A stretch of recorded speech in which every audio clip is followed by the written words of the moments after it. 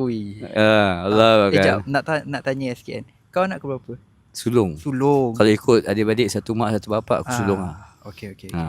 So daripada 8-9 tahun tu dah start kerja. Then selepas tu terus memang kerja sampai umur sampailah sekarang kerja. Tapi masa tu umur 17 tu ada lah belajar je. Belajar, aku tak ambil SPM. Patutnya umur 17 ambil SPM kan. So aku tak ambil SPM, aku masuk dekat college Impens. Belajar IT networking. Belajar satu sem lah, satu level lah, 6 bulan kan. Masa tu patutnya memang layak sambung. Cuma masa tu aku sebabkan dah terbiasa kerja pegang duit. Jadi aku belajar aku kerja. Jadi macam tak boleh commit lah. Jadi barai. Barai lah. Aku ingat kan aku seorang je ada mindset yang kalau belajar boleh kerja sekali. Sebab kita terus terang aku cakap, aku 2 kali drop out untuk degree. Okay, first kali aku drop out degree sebab kerajaan panggil lah. Yang tu tak boleh buat apa lah.